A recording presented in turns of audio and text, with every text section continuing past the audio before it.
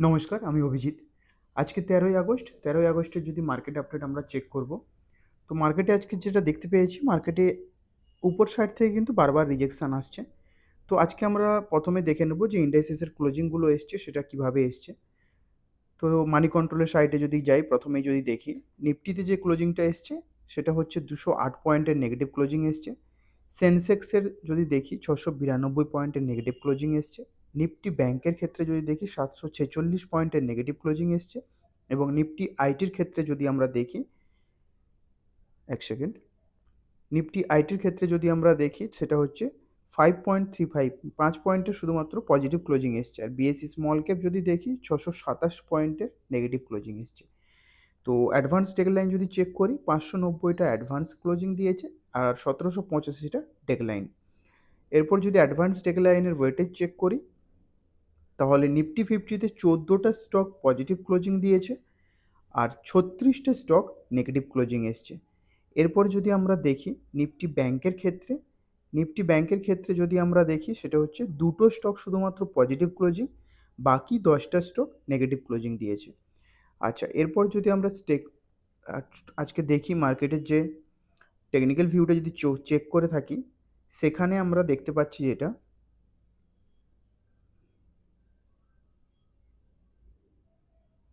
এক সেকেন্ড। আচ্ছা, প্রথমেই আমরা দেখব নিফটি ফিফটিতে।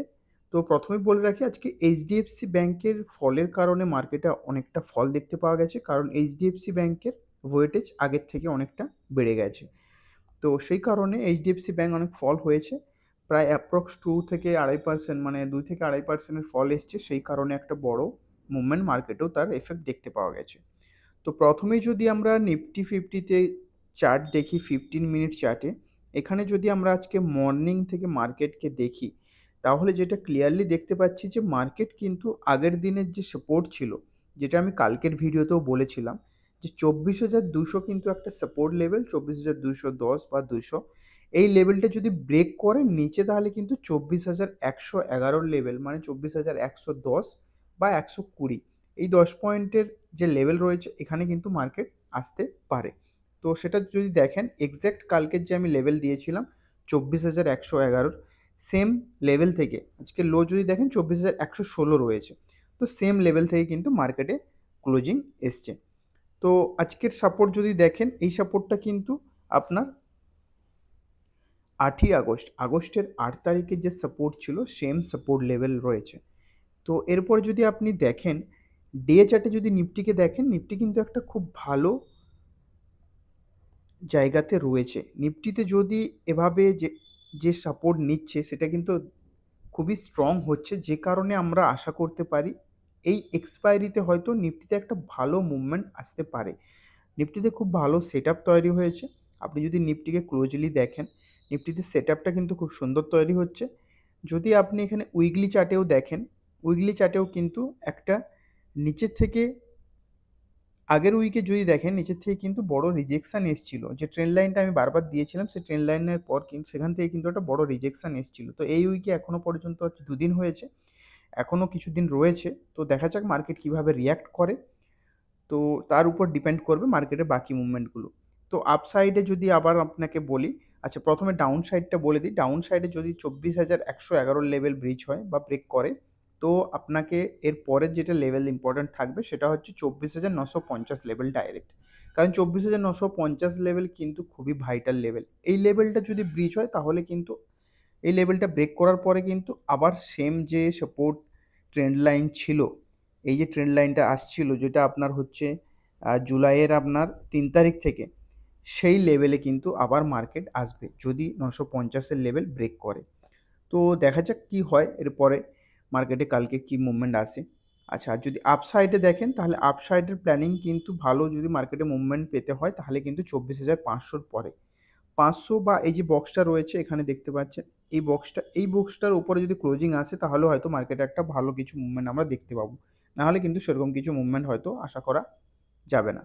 আচ্ছা, সেম যদি আমরা ব্যাঙ্ক নিফটির ক্ষেত্রে চেক করি, নিফটি ব্যাংকের ক্ষেত্রে যদি দেখেন, 15 মিনিট ক্যান্ডেলে যদি চেক করেন, এখানে যদি দেখেন আগের দিনের যে এই যে বক্সটা ছিল, সেম কিন্তু এই জায়গাতে এসে মার্কেট সাপোর্ট নিয়েছে। এই সাপোর্টটা কোন দিনের ছিল যদি দেখেন, এটা হচ্ছে আগস্টের ৭ তারিখ। আগস্টের ৭ তারিখে যে সাপোর্ট ছিল সেখানে এসে আজকে মার্কেট সাপোর্ট নিয়েছে।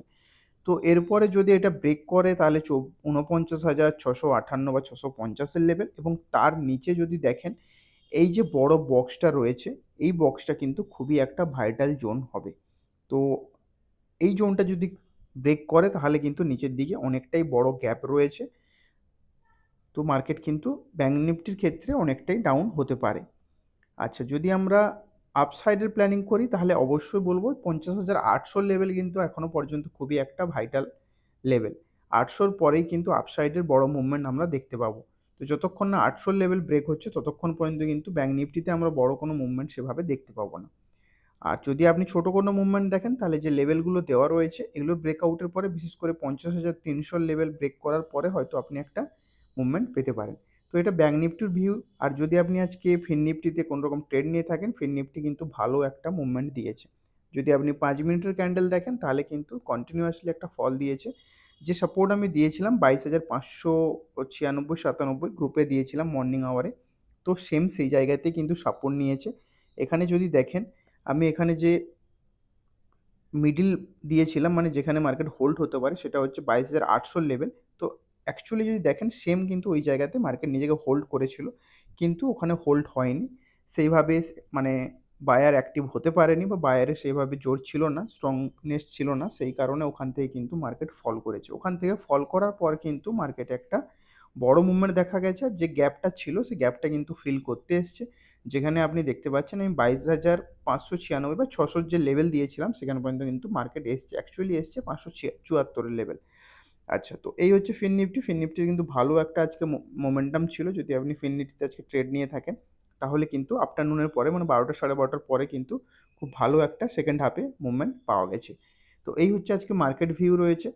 তো নেক্সট এর জন্য অবশ্যই সাবস্ক্রাইব করে রাখুন, আর চাইবো ভিডিওটা শেয়ার করুন। যারা শিখতে চায় লেভেল কীভাবে বের করানো হয়, লেভেলগুলো কীভাবে দেখা হয়, যাতে শিখতে পারে, তো রিকোয়েস্ট করবো অবশ্যই সাবস্ক্রাইব করে তাদের ভিডিওটা শেয়ার করুন। আর যদি স্টক মার্কেট শিখতে চান তাহলে অবশ্যই রিকোয়েস্ট করবো আমাজন বা ফ্লিপকার্টে গিয়ে এই বুকটা সার্চ করুন, বুকটা পড়তে পারেন। এখন অফার চলছে, আপনি এটা অনেক কম দামে পেয়ে যাবেন।